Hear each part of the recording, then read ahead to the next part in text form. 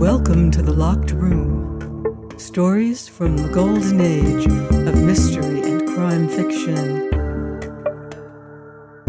I'm Mardell, and now, the final episode of The Scent of Almonds by Hulbert Footner.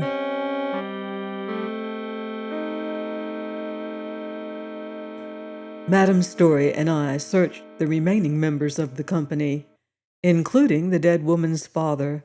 He could have had no reason for poisoning his daughter, so far as we knew. But there was a possibility that amidst the confusion, at first the murderer might have slipped the poison receptacle into his pocket. However, we found nothing on any of them that could have been used for such a purpose. We even searched the dead body and went through the contents of the odd, pretty little lizard skin bag that she carried. Nothing but what you would expect to find: handkerchief, purse, lipstick, powder, etc. Nevertheless, from a slight change in Madame Storey's expression afterwards, I judged that she now had at least a theory to work on. She resumed her questioning of Win Bucknell. What time was it when Hal brought the bottle of poison? I cannot tell you exactly, he answered coolly. It was after I got back from walking with... He lost his self-possession for a moment, and his eyes bolted. With her, he added very low. Hal was waiting in my room when I got back. Waiting in your room? Nothing out of the way in that, said Win. He often came to my room. Did you have any talk with him beyond what you have told me? No. It was impossible to tell from Win's wooden face whether or not he was lying. After he had given you the bottle, did he go right back to his room? He left me. I don't know where he went. Did he appear to be upset about anything? No. I happen to know from another source that he was very much upset, said Madame Storey quietly. Win shrugged unconcernedly. I didn't notice anything, he said. My employer tried another line. Where was Layla's room in respect to yours? She asked. Immediately across the hall. Have you been into her room at any time today? No, answered Win stolidly. Did she come into your room at any time today? No. What did you do after Hal left you? Tidied up and went down to the lounge. Was anybody there? Yes, General Southam and Mr. O'Malley. Mr. O'Malley gave us a drink. His room is on the ground floor. Then who came? After we had returned to the lounge, Hal came in. Then a moment or two later, Elsie. Then you and Miss Brickley. Quite, said Madame Storey, and Layla was the last to join the party. She studied Win through slightly narrowed lids. If you and Hal were on confidential terms, she said, you must know what was upsetting the boy. Will you tell me? Win met her glance with eyes as stubborn and blank as agate. I know nothing about it, he said. Madame Storey shrugged and turned towards Hal. Instantly the boy began to tremble. However, the question that he dreaded was not immediately forthcoming. It was a 4-ounce bottle, as I remember, Madame Storey said in an ordinary voice. No, 3 ounce, he answered low. With a rubber cork? Yes. The cork had a little glass rod which stuck down into the bottle. Quite. The label was turned towards the wall, and I couldn't read it. What was on it? The word poison in red letters and the name of the acid. How long have you had it? I got it before Christmas, when I came home for the holidays. Had much of it been used?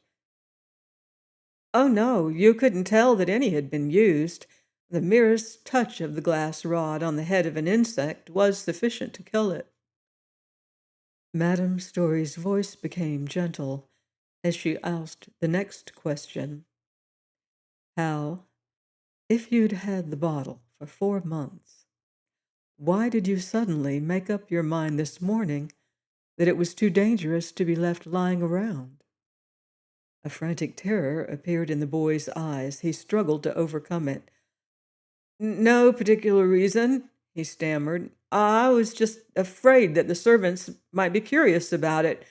You know, if anybody sniffed at the bottle, it would kill them. I know it, said Madame Storey, but why didn't you hide it yourself, lock it up somewhere? I don't know, faltered the boy. I just thought it would be safer with Win. Ah, safer, said Madame Storey. General Southam had been listening to this with growing mystification and horror. He could stand no more. Rosica, what are you getting at? He demanded angrily. Are you trying to prove that my boy did it? Are you working for or against me? Neither, she said. We didn't foresee this. I am working for justice. Ah, you're playing to the gallery, he cried angrily, flinging away from the table. No woman could resist it. Her eyes followed him, full of compassion. I'm sorry, she said gently, but she turned her back to the boy without relenting. Hal, she said gravely, I put it to you that the reason you had to get the bottle out of your room was because somebody had tried to get it there. No, no, no, cried the boy desperately. You're quite mistaken. I put it to you, Madame Storey went on sternly, that you came into your room this morning and found somebody with the bottle, and you only recovered it after a struggle. No, no, he cried hysterically, pounding on the table. It is not true. It was your sister, said Madame Storey. Oh, my God! Cried General Southam from the far side of the room. He clapped his hands to his head. The boy dropped his head to the table, weeping uncontrollably. No, no, no, he sobbed. All the rest of us looked at Elsie. I cannot say that her expression changed at all. Well, she must have seen it coming for some time back. Her head was up. Her white face betrayed no confusion. She had gone beyond that. She looked proud and indifferent, like one who has passed beyond all human feeling. And it was tragic to see in one so young. You'd better tell the truth, Hal, she said quietly. Everything has got to come out now. Oh, no, he sobbed. If you won't, I must, said Elsie. She looked at Madame Storey. It is true that I tried to get the bottle of poison out of Hal's room this morning. He came in and took it away from me. Leavitt O'Malley's face lighted up with a savage triumph. She did it, he cried. Layla won the man she wanted, and she poisoned my girl. I knew it. No, cried the boy, raising his streaming face. Elsie is incapable of such a thing. She couldn't even bear to see the insects killed with it. I dare say, said O'Malley with a harsh laugh. You never know what these smooth young faces may hide. General Southam came forward, scarcely able to speak. Oh, Elsie, this is awful, awful, he groaned, letting his hand fall on her shoulder. She put her hand over his. Hush, Dad, she said evenly. It is not what you think. She looked at Madame Storey. Since you've found out so much, she said, I must tell you the rest. It was not for Layla that I wanted the poison. Such a thought never entered my head. What did you want it for? Asked Madame Storey. For myself, said Elsie with her look of almost scornful indifference. I'd had enough of the rotten show. O'Malley laughed mockingly. A likely story, he said. If you wanted it for yourself, why didn't you swallow it when you had the bottle in your hand? I didn't want to be found there in Hal's room, said Elsie. I wanted everybody to think that it was an accident. Hal had told me about this poison when he first got it, and I knew what it would do. I had it all planned out. I was going to get a horse, ride down to the bridge over the head of the inlet. I intended to pour some of the stuff into my hand and throw the bottle and the stopper into the water. Then I meant to snuff it up. I knew I would fall instantly and that it would frighten the horse and he would drag me, and everyone would think it was an accident." "Hal would have known," said Madame Storey softly. "Yes, I suppose Hal would have guessed," the girl answered with a catch in her breath, "but he wouldn't have told. I didn't mind Hal's knowing because we have always shared everything."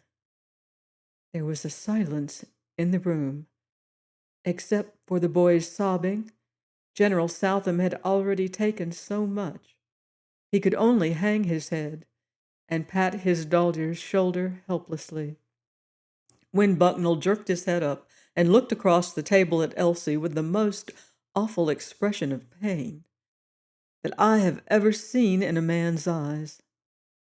Only the strong can suffer like that. "She's lying," said O'Malley brutally. The bright flags of anger were run up in Madame Storey's cheeks. "Hold your tongue," she said. "These people have enough to bear without your insults." "Fine talk," said O'Malley violently. "What are we gathered here for, anyway? To applaud a piece of emotional acting? Or to investigate a murder? What have this girl's suicidal impulses got to do with the poisoning of my daughter? It's clear to me what happened." Madame Storey controlled her anger. "Then tell us," she said quietly. "Well, suppose this girl's first impulse was towards suicide," he thundered in his overbearing courtroom manner. "So far as I'm willing to concede that her story may be true, but I assert that it was followed by the impulse to murder. Somebody poisoned my girl. Nobody could have done it but her." The accusing forefinger shot out. Anger inspired the stricken General Southam with new strength. "By God," he said furiously, "if you don't choose your words, O'Malley, there will be another killing here." O'Malley continued more quietly. "She must have known that Hal had brought the poison to Wynne's room. Her own room is close by. When Wynne came downstairs, she went in and got it. We know that the door was not locked and that the bottle was lying in an unlocked drawer." "Elsie," asked Madame Storey, "did you know that Hal had brought the poison to Wynne's room?" "I heard him come," the girl admitted proudly, "and I suspected that that was what he had come for." "What did you do after Wynne had gone down to the lounge?" "I also went downstairs." "But about 5 minutes later," O'Malley put in. "Plenty of time, plenty of time." "Did you go into Wynne's room?" "I did not," said the girl coolly. "I had given up the idea of using the poison. I had promised Hal that I would face the thing through." "Excellent," cried O'Malley with his fleering laugh. "But let me point out to all of you here that when we all went out on the porch after lunch, Elsie, on some excuse or another, was the first to return to this room, and she was in here alone for a minute and a half, 2 minutes perhaps. It was then that she did the trick." "In that case," said Madame Storey, "the little cake must have been on Layla's plate before we went out on the porch. Do you know that it was?" "Certainly it was," he cried aggressively. "Will you swear that it was?" asked Madame Storey quietly. "Oh, it must have been." "Ah, then you cannot swear to it." Madame Storey questioned each one of us in turn, but nobody remembered having seen Layla help herself to the second cake. Nobody could say whether or not it lay on her plate before we went out onto the porch. "Elsie's room must be searched," said O'Malley truculently. "Certainly," said Madame Storey calmly. "I will do it myself." A suspicious sneer fixed itself in his face. "Come with me, if you wish," she added dryly. They left the room together, Madame Storey warning me with a glance to keep the others under observation while she was gone. It was not necessary for me to do anything. There we sat, the five of us, neither moving nor speaking. Stretched on four chairs by the wall lay the graceful figure of Layla Dean in her trim tweed suit, her daintily shod feet sticking up, a handkerchief over her face. Nobody could look at her, and nobody could forget her. The consciousness of death in the room could be read in the stiff pose of every living head. Elsie, who had the most at stake, appeared to be the least concerned. She had the look of one who had withdrawn deep into herself. The pale, cold mask of her face expressed no human feeling, except perhaps a faint scorn for the whole business. Her father had drawn up a chair behind, and resting his arms on the back of Elsie's chair, had dropped his head upon them. Hal's tears had dried up. He sat listening with a painful intentness for the sound of returning footsteps. Across the table sat Wynne with his chin on his breast.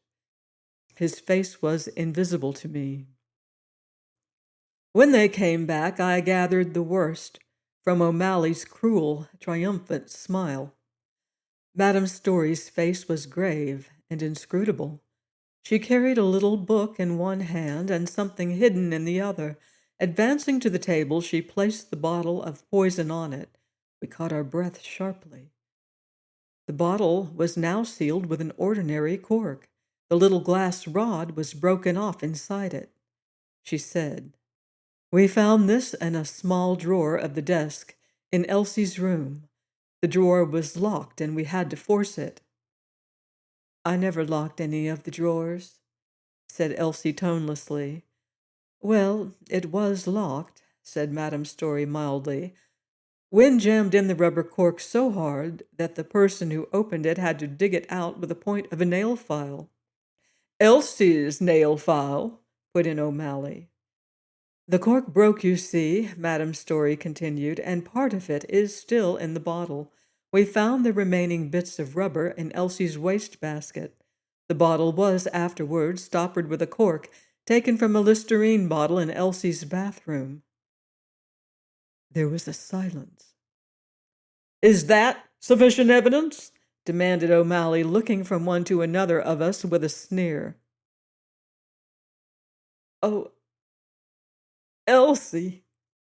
cried Hal in a heartbreaking voice. "If I was clever enough to do that," said Elsie with a half-smile of contempt, "surely I wouldn't be fool enough to leave that evidence to convict me." "They always make some fatal mistake," said O'Malley. Elsie ignored him. "What do you think, Rosika?" she asked. "I have no opinion yet," she answered impassively. She turned to O'Malley. "If it was Elsie," she asked, "how did she convey the poison to this room?" There was another strained silence. O'Malley's hard, keen eyes were fixed on the girl, as if he would drag the secret from her by sheer force of his will. Elsie looked straight ahead of her, faintly scornful. "Ha! I've got it!" he cried, and the forefinger shot out. "That old-fashioned brooch at her breast. Those brooches often have a secret receptacle to hold a lock of hair or the portrait of the donor." He put out his hand towards the brooch, and the girl shivered. Madame Storey intervened between them. With a murmured apology, she took the brooch out of the girl's dress, examined it attentively, found the hidden spring, and opened the back. We all saw the shallow cup that might have held a drop or two of poison. "Is that evidence enough for you?" shouted O'Malley. Madame Storey smelled of the brooch. "No trace of prussic acid now," she said. O'Malley put his head down to it. "You're right," he said, "but that's no evidence in her favor. The stuff evaporates quickly." "Oh, quite," said Madame Storey. "There's my case," cried O'Malley dramatically. "Send for the police." A very painful scene followed. The distress of the girl's father and brother was terribly affecting. Wen probably suffered more than either of them, but he did not move. The girl herself seemed to be turned to stone. Madame Storey stood at the foot of the table in what appeared to be an attitude of irresolution. In reality, she was thinking hard. O'Malley cried out impatiently, "Are you going to send for the police?" "Just a moment," she said with her deceitful, mild smile.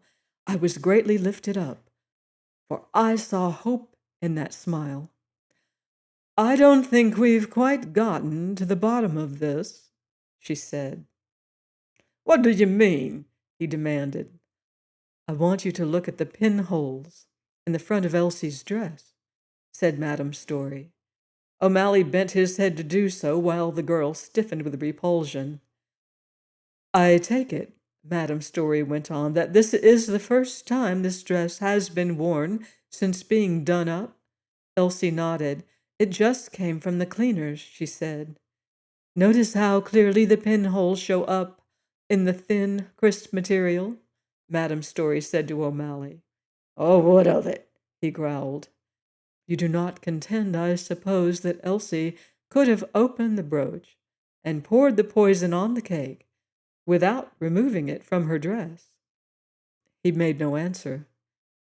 "There are only 2 pinholes," said Madame Storey softly. "Consequently, your case falls to the ground." I felt like cheering.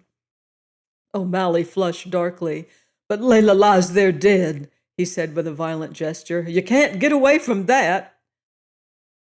"Another theory to explain that has gradually been shaping in my mind," said Madame Storey. From inside her belt, she took a little crumpled piece of paper with printing on it and smoothed it out. "It is a page torn from a book of poems, page 33 to be exact." She then opened the little book she had brought downstairs with her. "This book was lying on Elsie's dressing table," she said. "Page 33 is missing." "Another link in the chain!" cried O'Malley. "I wouldn't call it that," said Madame Storey in an almost gentle voice. "Notice these red smears on the torn page." O'Malley looked close, and touching the red marks with his finger, "What is it?" he demanded suspiciously. "Lipstick," said Madame Storey. "Lipstick of a rather unusual shade." She opened Layla's lizard skin bag, which was lying on the table, and taking out her lipstick, opened the top and made another mark on the paper. It matched the existing marks exactly. "Layla's lipstick," said Madame Storey. "I don't follow you," said O'Malley, scowling. Madame Storey removed the stick of lipstick from the little gold tube in which it was held, and put the tube to her nose. "You can still distinguish the odor of prussic acid," she said, "though it is faint. The poison was brought into the room in this." She offered it to O'Malley. He became pale as he smelled of it. "Good God! Good God!" he stammered. He tried to carry off his confusion with a loud laugh. "Are you trying to make out that Layla killed herself?" "Not exactly," said Madame Storey softly. "I should call it an act of Providence." "How could Layla have got hold of the poison?"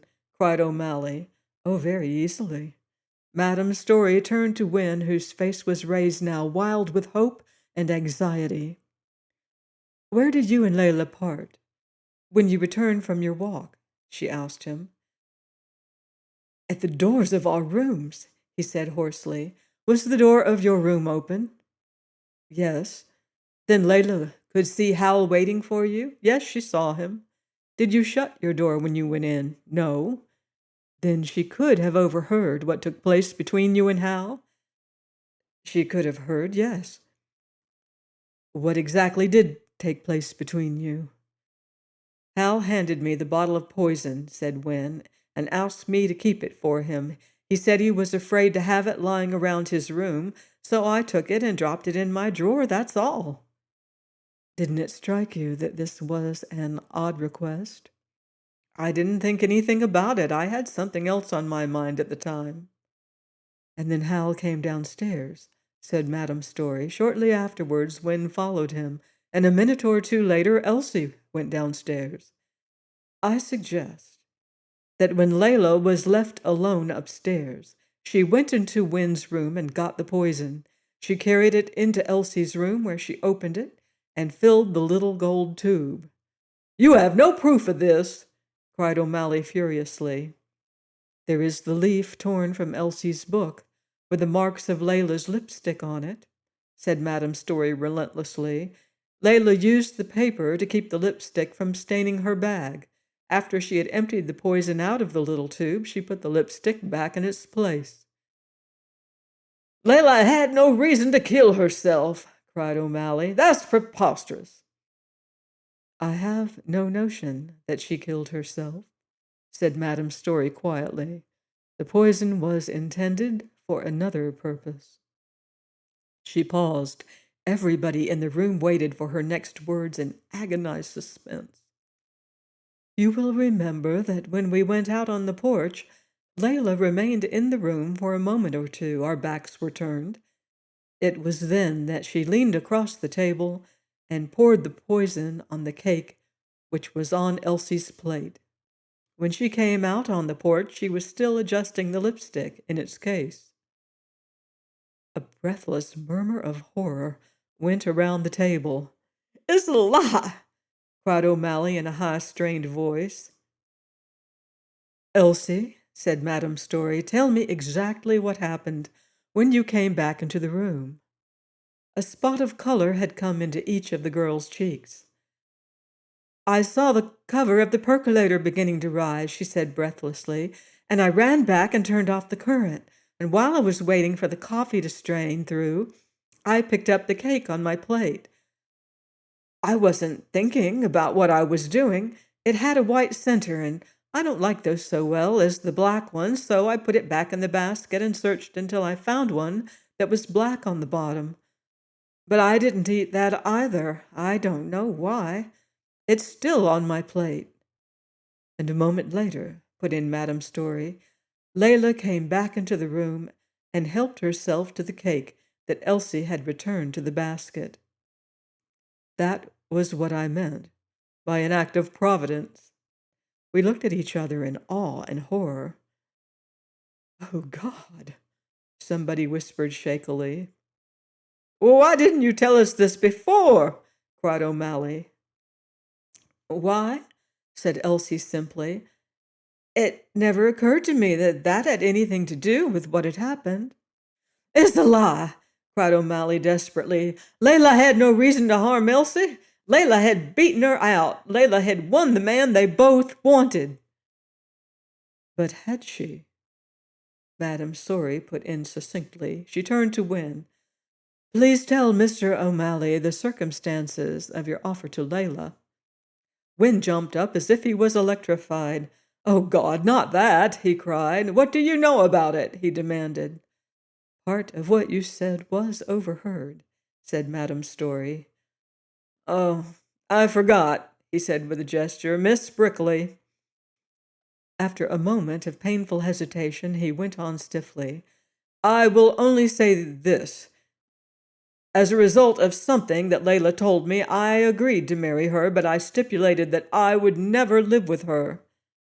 "So you see," said Madame Storey quietly to O'Malley, "Layla had not won him." After a moment she added, "Do you think it necessary to send for the police?" He threw up his hands and let them fall limply. He walked away from the table a broken man. He stood by the chairs against the wall, looking down at the body. God knows what his thoughts must have been. None of us liked the man, but we respected his grief. Not a word was spoken until he had left the room. I need not go into the scene that followed. The three Southams became almost hysterical. Somehow or other, Wynne and Elsie came together, but they could not speak, only look their feelings. They could not bear to have others watching them at such a moment, and they instinctively turned away through the French window, across the porch and down the steps.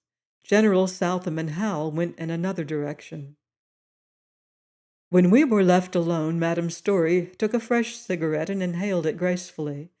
I was still a little dazed by what had happened, and I suppose it showed in my face, for she said smilingly, "What's troubling you, Bella?" "You must have suspected the truth as soon as you found the lipstick holder," I said. "Then why did you try to make out that you thought Elsie was guilty?" She looked out through the French window. We could see the lovers walking away, pressed close together, heads down, talking earnestly. "Well, it worked, didn't it?" said Madame Storey.